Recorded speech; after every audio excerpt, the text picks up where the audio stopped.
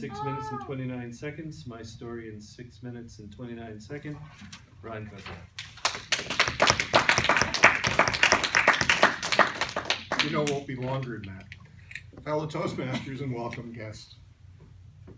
When I was born, I was little and didn't know anything, but could I communicate?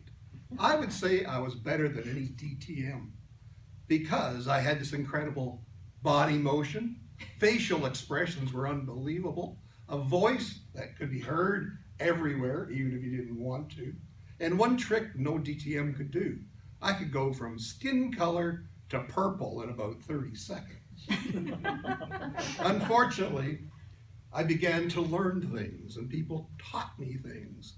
And I went from that carefree creature to someone who in fact turned out to be very shy. Introverted, as a matter of fact. And as I got older, the situation became a lot worse because I had acne.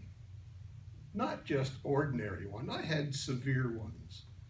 To the point where I remember one day I was going to the barber. I'm walking down the street and there's a bunch of kids playing ball hockey. And they all stopped. The game stopped because they were all staring at me. And so that didn't do much for my self-esteem.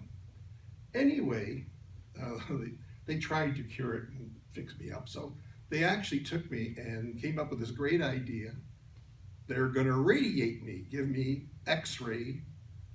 They blasted me with X-rays on a number of events to try and cure it. It didn't, but eventually as you get older, it eventually goes away. So that sort of didn't give me the greatest self-confidence in the world, nor did I have a lot of mirrors in the house. That was the funniest part of the joke. So anyway, I got older and finally got a job, started my career, and it was as a commission salesman selling cash registers. And by commission, it means if you don't sell anything, you're not about to eat. So you're motivated. And I didn't sort of fit into the group. They're all young, super aggressive, flashy characters. And I was this introvert.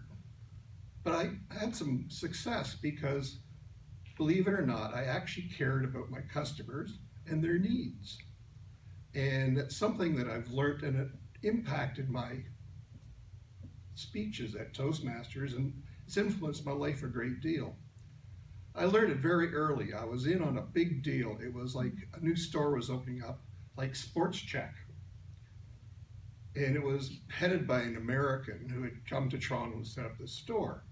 And I was up against major account people from NCR, like top flight people, because this is a big deal.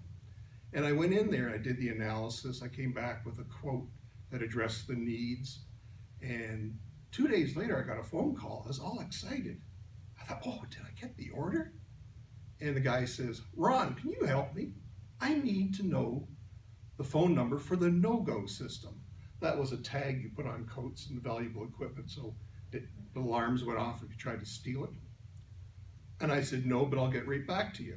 So, of course, I phoned up the operator and said, I need the phone number for no-go systems. She goes, how do you spell that?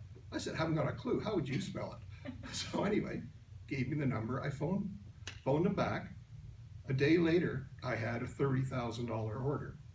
Now, that was significant. You could have bought 10 cars back then with $30,000. That was a little while ago. So anyway, eventually what happened is a headhunter phoned me and said, we want you. We want you to be a sales trainer for a new company called Sharp Electronics. They're starting up in the cash register business. And I started laughing. I said, but I've never been on a sales course. They said, it's okay, they want you. I said, well, they have to pay more.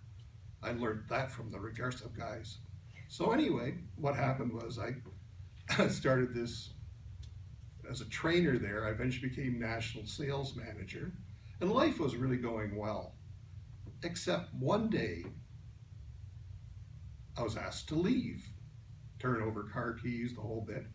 And I'd been there for 15 years. And when I left, it sort of shattered me. Like I couldn't even have a conversation one-on-one without being stressed out. It was really bad, and